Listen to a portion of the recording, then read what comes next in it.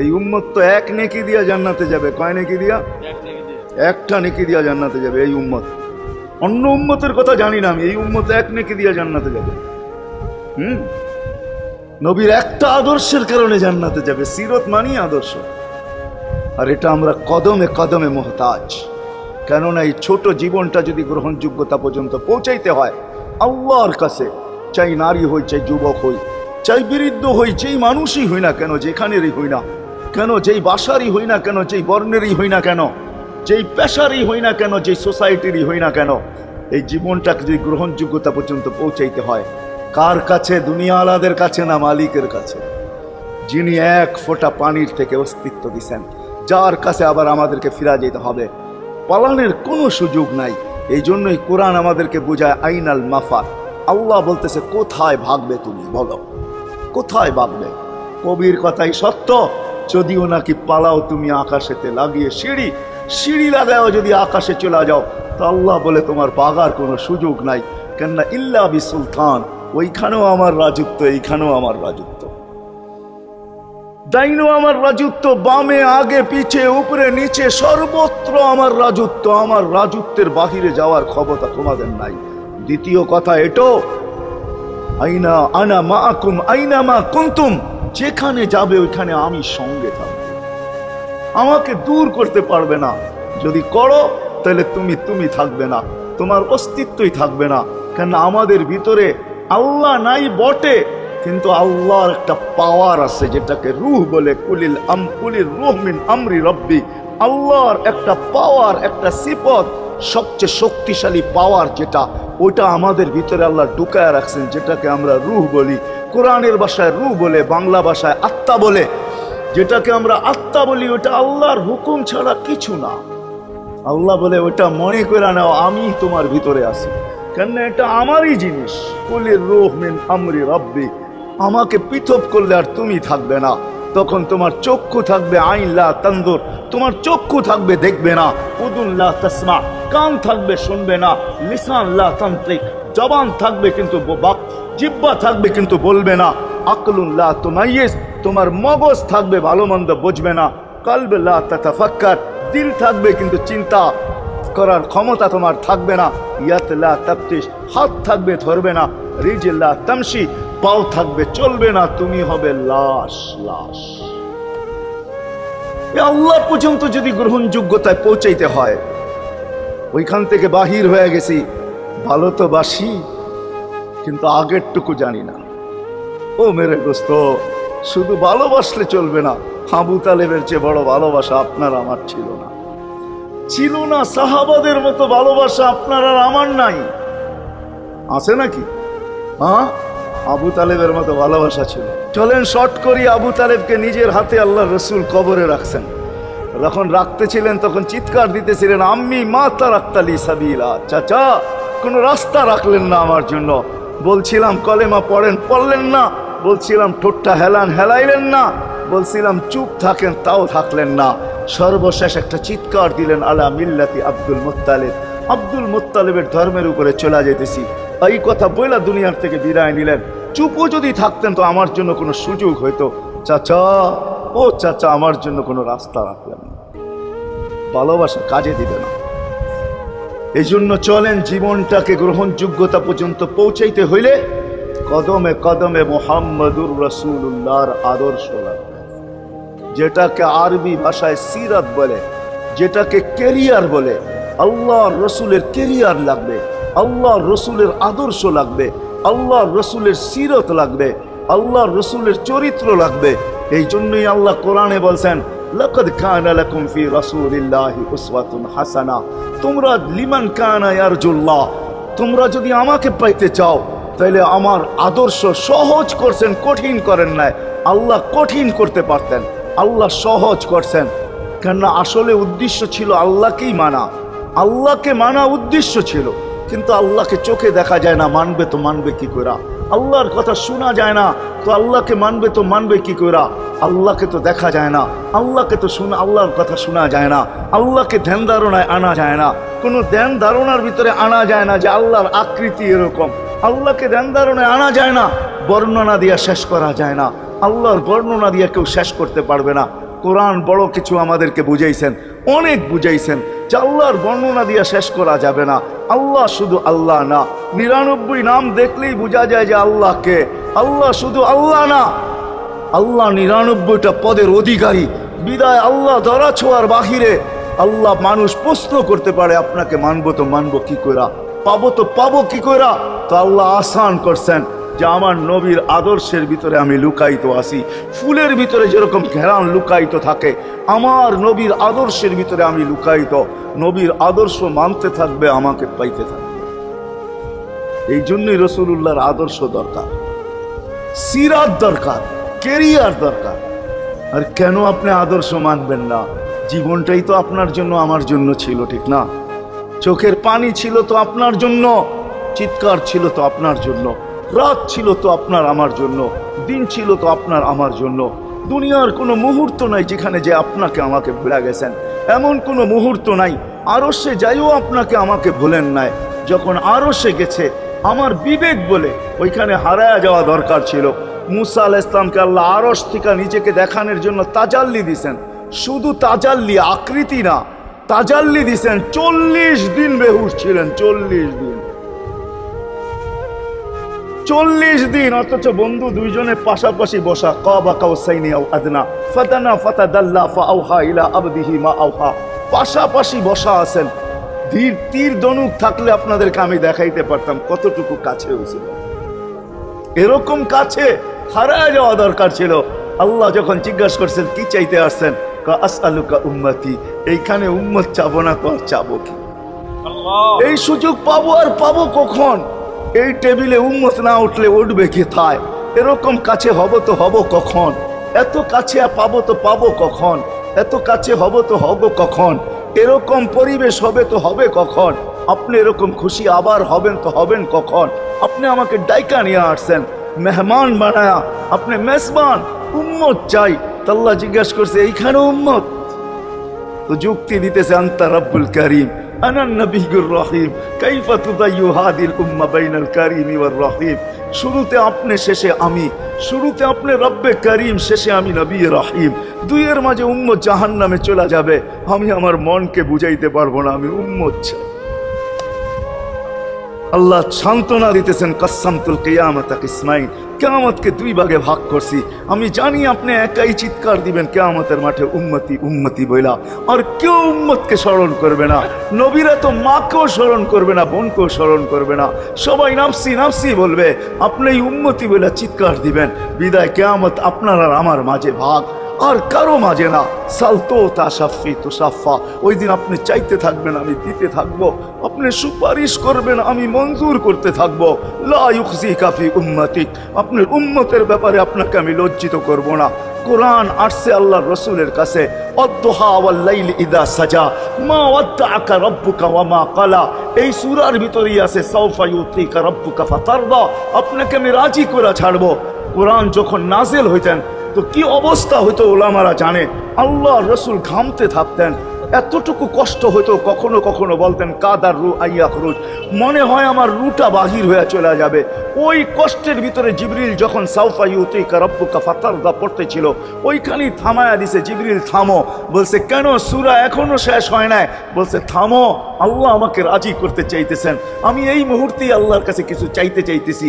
বলছে তোমাকে সাক্ষী রেখা। বলছে কি চাবে? তো চিৎকার দিয়া বলতেছে ইলাহি লান আরদা, ইলাহি লান আরদা হাত্তা ইয়াকুনা ওয়াহিদ মিন উম্মতি ফিন নার।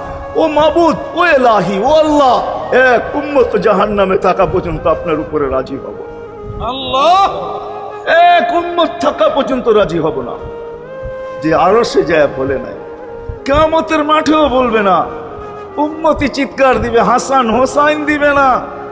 হাসান হোসাইন কলিজার টুকরা ছিল, কোনো একদিনের কাহিনী। হাসান হোসাইন জিজ্ঞাসা করছে নানা জান আপনি উত্তম না আমরা উত্তম? আল্লাহ রসুল সাদা সিধা জবাব দিছে আমি উত্তম, আমি সাইয়্যিদুল আউয়ালিন ওয়াল আখিরিন, আনা সাইয়্যিদা উলদি আদম, লিওয়াউল হামদি বিয়াদি ইয়াউমাল কিয়ামা। হায় হায়, আল্লাহর জান্ডা কিয়ামতের দিন আমাদের নবীজির হাতে থাকবে। মাধবদের মানুষ বোঝেন আমি যেটা বুঝাইতে চাইতেছি। ওই হাসান হুসাইনের খবর নিবেন না, নিবে উম্মতের খবর। জিজ্ঞাসা করছে নানা জান আপনি উত্তম না আমরা? আল্লাহ রসুল বলছে আমি উম্মত। দুইজনে হাসতে হাসতে কুটা কুটা। আল্লাহ রসুল বলছে এত হাসো কেন? কয় জবাব হয় নাই। মানি আমরা দুইজন উত্তম। কি কইরা তোমরা দুইজন উত্তম? প্রমাণ। আমাদের আম্মাজানকে চিনেন? তা আম্মার পরিচয় দিয়া বলতেছে উম্মু কালাইসা বিশাই, আমাদের আম্মার সামনে আপনার আম্মা কিছুই না। আমাদের আব্বাকে চিনেন? আব্বার পরিচয় দিয়া বলতেছে আবু কালাইসা বিশাই, আপনার আব্বা আমাদের আব্বার সামনে কিছুই না। আমাকে নানাজানকে চিনেন? চিনেন আমাদের নানাজানকে? আমাদের নানাজানের সামনে জাদ্দু কালাইসা বিশাই, আপনার নানাজানের তো মানুষ নামই জানে না। অনেকে আছে এখানে আল্লাহ রসুলের নানার নাম জানে না। জানেন? জানে না। আপনার নানার নামই মানুষ জানে না। আমাকে নানাজানকে চিনেন? তো দুইজনকে উঠায়া কোলে নিয়ে চুমা খাইতেছেন আর বলতেছেন তোমরাই উত্তম, মাইনা নিলাম। হায় হায়, ও মাধবীর মানুষ যে কিয়ামতের মাঠে বলতেন, যে দুনিয়ার থেকে যখন বিদায় নিতেছিলেন, হায় হায়, মালাকুল মউত যখন অনুমতি চাইতেছিলেন বুকে হাত রাখবো কি রাখবো না, তো বলছে অনুমতি দিব। আইনা আখি জিবরিল, আমার ভাই জিবরিল কোথায়? তো বলছে দেখা আসছি ফি সামাইল উলা, প্রথম আকাশে। একটু পরে উনি সালাম দিয়া ঢুকছেন, ওনার চোখে পানি ছিল। তো বলছে আপনি কাঁদেন কেন? বলে আজকে এলপিআরে চলে যাব, আর কোনোদিন ওহির বাহক হয়ে জমিনে আসবো না। আপনার পরে কোনো নবী নাই, কোনো রসুল নাই, আমারও ওহির কাজ শেষ। ওহির সুবাদে কখনো কখনো নৈকট্যময় জায়গায় চলে যেতাম, আজ থেকে আর যাওয়া হবে না। আমার চোখে পানি। দীর্ঘ ১.৫ লক্ষ নবী, ৩১৩ জন রসুলের কাছে আমি নিয়ে আসছি। আজকে শেষ দিন, এই জন্য চোখে পানি। তো উনি উল্টা প্রশ্ন করছেন আপনার চোখে পানি কেন? জিবরিল মালাকুল মউত দাঁড়ায় আছে, অনুমতি চাইতেছে বুকে হাত দেওয়ার জন্য। এখনো এক প্রশ্ন বাকি। বলছে সেটা কি? বলে ফামান লিবাদিলি উম্মতি। অথচ ৯ ঘরে চুলা জ্বালানোর মতো তেল ছিল না। খাওয়া তো দূরের কথা, বাতি জ্বালানোর তেল ছিল না। আম্মা জান আয়েশা রাদিয়াল্লাহু তাআলা আনহা বলেন যদি তেল থাকতো তো খিদার তাড়না এতটুক ছিল, আগে তেল পান করে নিতাম। হাদিস উঠায় দেখে লেখা আছে ৯ ঘর ছিল, ৯ ঘর। হাসান হোসাইন ক্ষুধার্ত ছিল, আলী ফাতেমা ক্ষুধার্ত। কারো জন্য কোনো চিন্তা নাই যে আমার পরে আমার ৯ ফ্যামিলির কি হবে, হাসানের কি হবে, হোসাইনের কি হবে, আলীর কি হবে, ফাতেমার কি হবে। যেই সময় চাইতেছেন ওই সময় বলতেছে জিবরিল আমার পরে উম্মতকে কে দেখা রাখবে? লানত আমাদের জিন্দেগির উপর,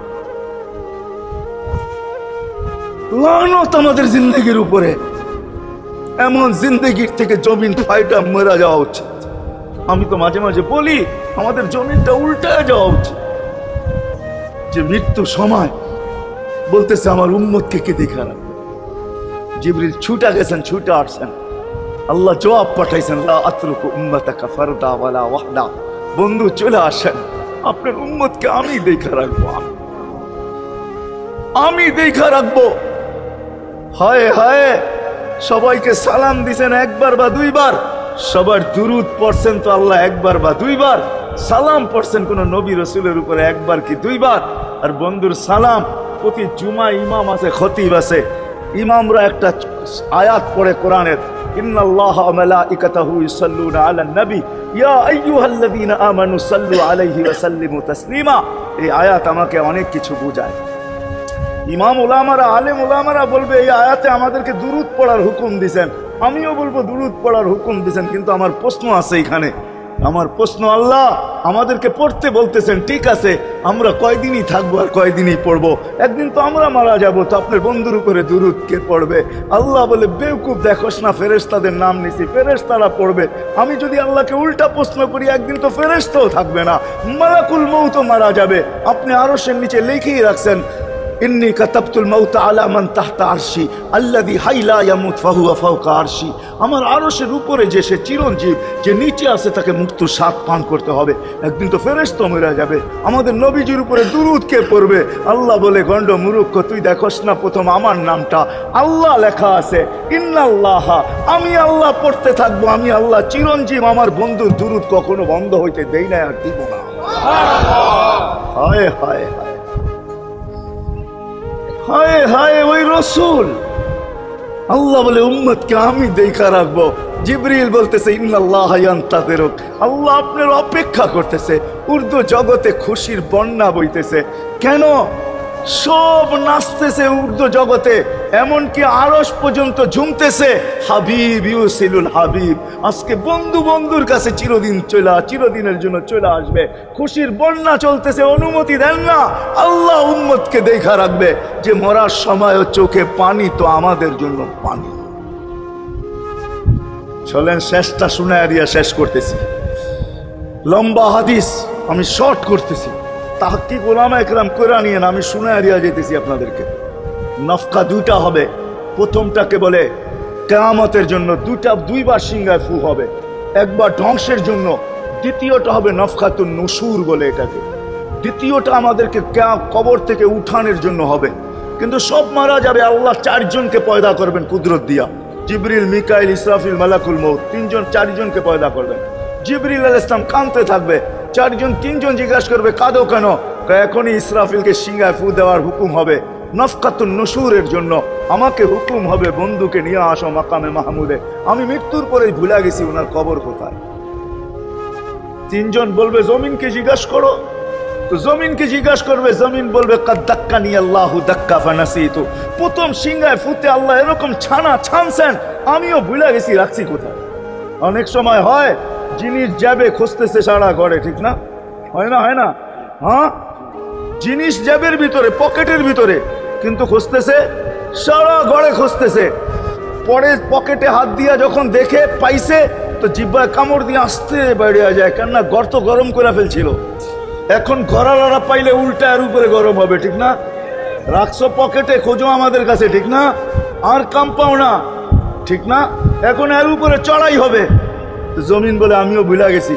ওই দিন আল্লাহ রসুলের কবর থেকে নূর বাহির হবে, নূর নূর নূর নূর, হাত্তা ইয়াসাদ আরশার রহমান, আল্লাহর আরশ পর্যন্ত পৌঁছবে। হুকুম হবে নিয়ে আসো।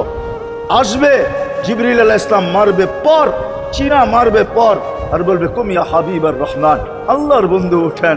ও মাধবদীর মানুষ, আপনার আমার হাবিব, আপনার আমার রসুল, যার আদর্শ আমাদের কদমে কদমে প্রয়োজন নিজের এই জীবনটাকে গ্রহণযোগ্যতা পর্যন্ত পৌঁছানোর জন্য, উনি কবর থেকে উঠবে, ওয়াহুয়া ইয়াবকি ওয়া ইয়াকুল, কাঁদতে কাঁদতে উঠবেন আর বলতে বলতে উঠবেন, জিবরিল আইনা উম্মতি, আমার উম্মত কোথায়?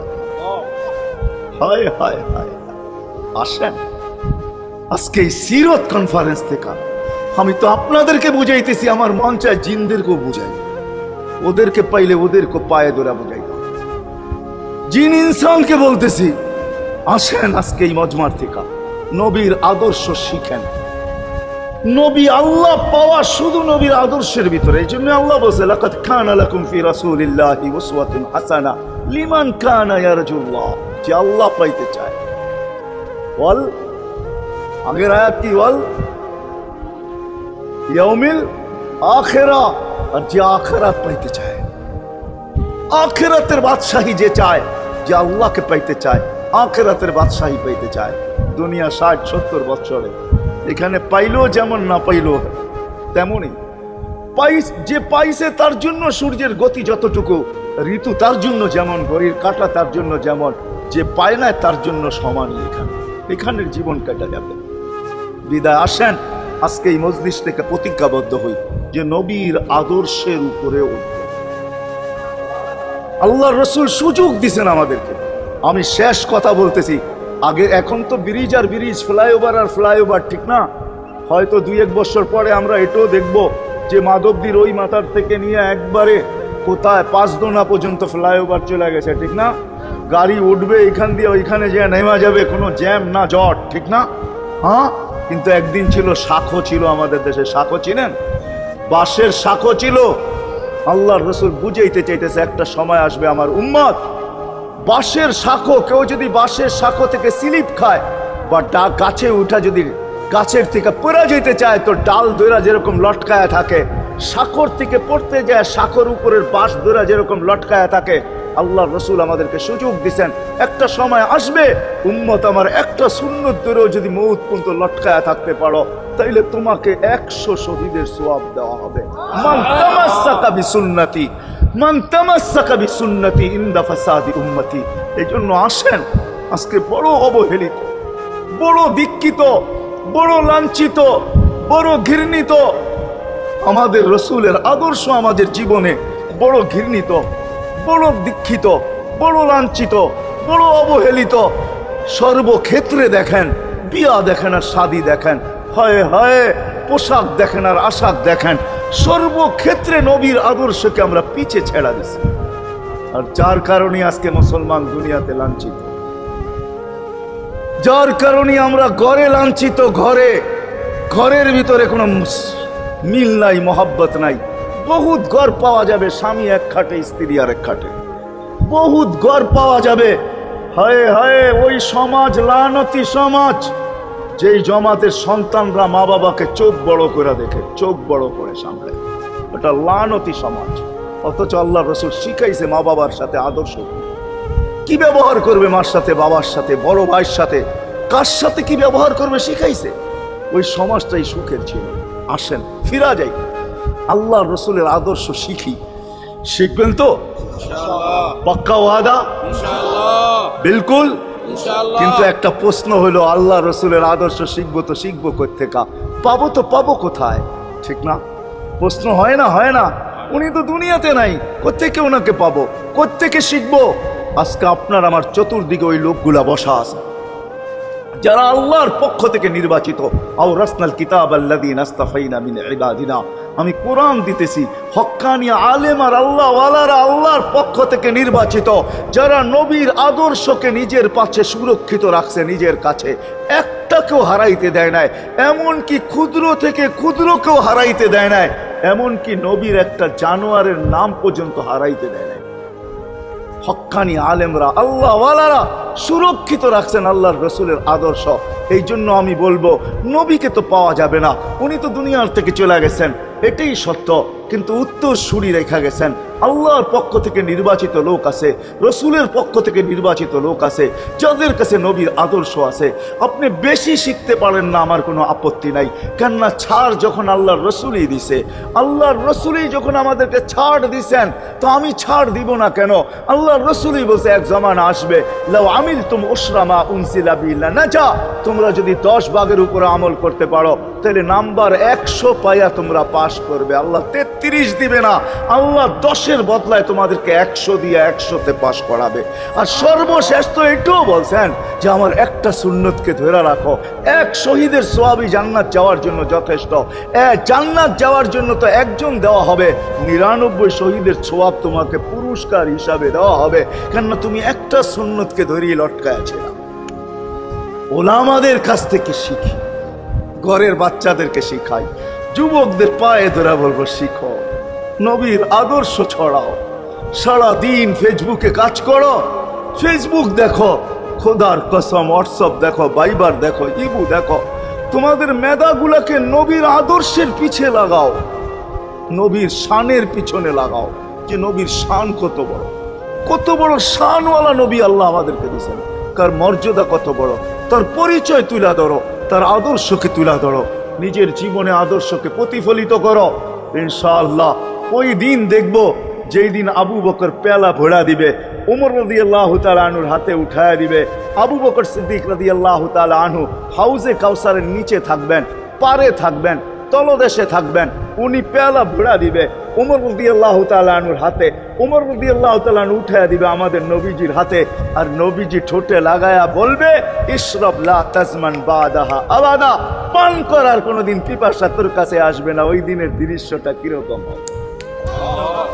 নবীজি ঠোঁটে লাগায়া পান করায় দেবে, যুবককে আলাদাভাবে দিবে, বুড়াকে আলাদাভাবে দিবে, নারীকে আলাদাভাবে, পুরুষকে আলাদাভাবে, আল্লাহর রসুল পান করায় দিবে। ওই দিন কেমন হবে ওই দৃশ্য? যেই পানি পান করার পর আর জীবনে কোনোদিন পিপাসা আসবে না। হ্যাঁ, কেমন হবে ওই দৃশ্য? এই জন্য আসেন আজকে এই সিরত মাহফিল থেকে, সিরতুন নবী থেকে আল্লাহর রসুলের আদর্শকে শিখি। ডেলি একটা শিখলো বৎসরে 365টা হয়, মাসে একটা শিখলো বৎসরে 12টা হয়। 12টা সুন্নতের উপরে জীবন কাটায় দেন। রসুল তো বলতেছে একটার উপরে কাটায় দিল বেড়া পা।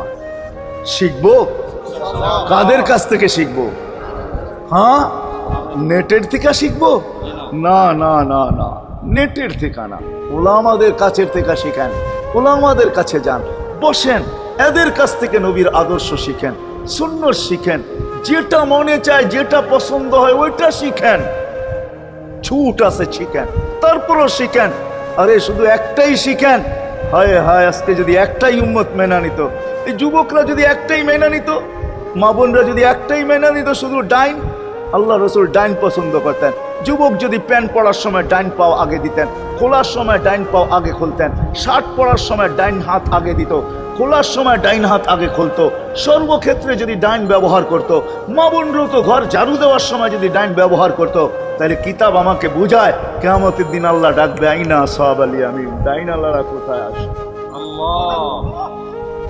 আল্লাহ ডাকবে, ডাইনপন্থীরা কোথায় আসো? আমার বন্ধু ডাইন দিক পছন্দ করতো, তোমরাও পছন্দ করতে, তোমার আমার বন্ধুর লোক, আসো আমার কাছে।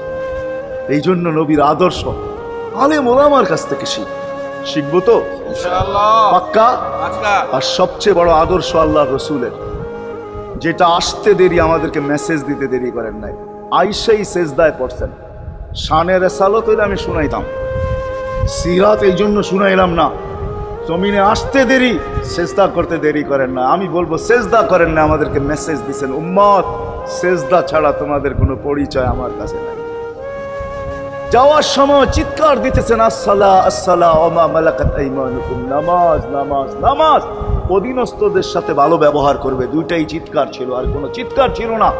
বিদায় আল্লাহ রসুলের সবচেয়ে বড় আদর্শ নামাজ, সবচেয়ে বড় পরিচয় নামাজ।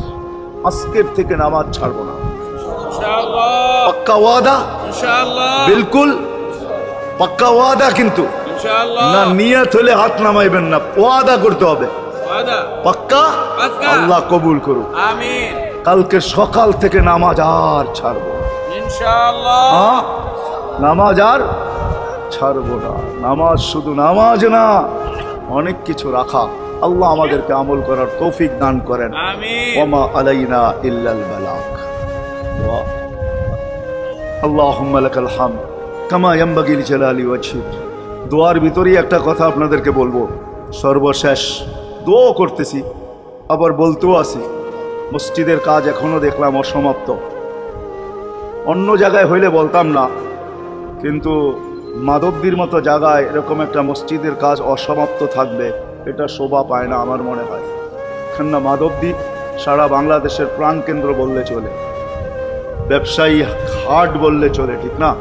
আর আল্লাহ মাধবদীর মানুষকে কম দেন নাই, অনেক দিছেন। কি বলেন?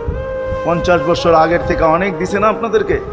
ওইখানে এরকম একটা মসজিদ জীর্ণ শীর্ণ পড়া থাকবে অসমাপ্ত, এটা শোভা পায় না। এই জন্য সবার কাছে দরখাস্ত, যতটুক পারি এই মসজিদের সহযোগিতা করব। করবেন তো? আল্লাহুম্মা লাকাল হামদ কামা ইয়ানবাগি লিজালালি ওয়াজহিক ওয়া আযীমি সুলতানিক। আল্লাহুম্মা সাল্লি ওয়া সাল্লিম ওয়া বারিক আলা হাবিবিকা মুহাম্মদ।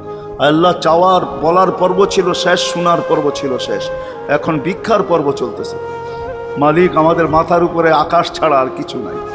আয় আল্লাহ, আয় আল্লাহ, আজকে বিশ্বাস করি ওই মজলিসে বৈশা যেটা ফেরেশতা দ্বারা বেষ্টিত, ওই মজলিসে বৈশা যেটা রহমত দ্বারা ঢাকা, ওই মজলিসে বৈশা যেখানে সাকিনা নাজেল হইতেছে, ওই সমস্ত লোকদেরকে নিয়ে যাদের ভিতরে আলেম আছে, ওলামা আছে, তোলাবা আছে, দাড়ি পাকা আছে, যুবক আছে, জানি না ঘরে মা বোনরও হয়তো আছে, কে কোথায় বসে হাত তুলছে জানি না। মার কই সবাইকে নিয়ে হাত তুললাম। এরকম জায়গার থেকে যদি আজকে খালি চলে যাই, আমাদের মাথার উপরে আকাশ ছাড়া কিছু নাই। আর গরিব বলে, মালিক তুমি এখন প্রথম আকাশে চলে আসছো, রাতের 3 ভাগের 1 ভাগ অতিবাহিত হয়ে গেছে, তুমি এখন ডাক দিতেছো, কে মাপ চাও আমি মাফ করব। মালিক তাকায় দেখেন আমরাই হাত তুলে বসে আছি, জীবনের গুনাহগুলো মাপ চাই, আর কোনোদিন গুনাহ করব না। আল্লাহ আমাদের গুনাহগুলো যেন ধুয়া মুছা শেষ করে দেওয়া, আর যেন আমল নামা একটা গুনাহ না থাকে, যতদিন বাঁচবো আর গুনার দাগও যেন না আসে। এই আয়োজন যেন কবুল হয়, আয়োজকরা যেন কবুল হয়, সাহায্যকারীরা যেন কবুল হয়, সহযোগিতাকারীরা যেন কবুল হয়, এটা কিয়ামত পর্যন্ত কায়েম আর দায়েম থাকে। আয় আল্লাহ, আয় আল্লাহ, জানি না কার কি পেরেশানি আছে দূর করে দেন, কার কি প্রয়োজন আছে খাজানায় গায়েব থেকে পুরা করে দেন। কে ছোট না বড় অসুখে আক্রান্ত যদি হয়ে থাকে, শেফায়ে কামেলা আজেলা মুস্তামেররা নসিব করে দেন। আয় আল্লাহ, যারা সুস্থ সর্ব ধরনের রোগ থেকে হেফাজত করেন, জর্রা বরাবর ইমান নিয়ে যারা কবরে চলে গেছে সবাইকে মাফ করা দেন। আয় আল্লাহ, যেই যুবকদের উদ্যোগে এই আয়োজন, আয় আল্লাহ, আয় আল্লাহ, কালকে সকাল থেকে ওদেরকে আর মদিনার যুবকদের মতো ছাড়া দেখতে চাই না, এদেরকে মদিনার যুবকদের মতো বানায় দেন। আপনার হাবিবের জমানায় মদিনার যুবকরা যেরকম ছিল এরকম বানায় দেন। আল্লাহ, আমার দেশের যুবক সমাজকে মসজিদ নবীর আদর্শওয়ালা বানায় দেন, মা বোনদেরকে পর্দা নিশীন বানায় দেন। আল্লাহ, মসজিদের কাজকে কুদরত দ্বারা পুরা করা দেন। জানি না কার দ্বারা আপনি করাবেন, জানি না কার দ্বারা করাবেন। উম্মুল কিতাব তো আপনার কাছেই, আমাদের জানার কোনো ক্ষমতা নাই, কিন্তু আল্লাহ জলদা পূর্ণ করে দিয়েন। যা চাইতে পারলাম তাও দেন, যা চাইতে পারলাম না তাও দেন। সর্বশেষ আমাদের মা বাবাকে মাফ করে দিয়ে, বাচ্চা থাকলেও মাফ করে দেন। যারা চলে গেছে আল্লাহ, এদের মা বাবাকেও মাফ করে দেন। আল্লাহ, রব্বির হামহুমা কামা রব্বায়ানি সগীরা। আল্লাহ, ইনসানের সাথে সাথে জিন্নাতকেও মাফ করে দেন, জিন্নাতকেও মাফ করে দেন, জিন্নাতকেও মাফ করে দেন। وصلى الله تعالى على خير خلقه محمد وآله وصحبه أجمعين برحمتك يا أرحم الراحمين.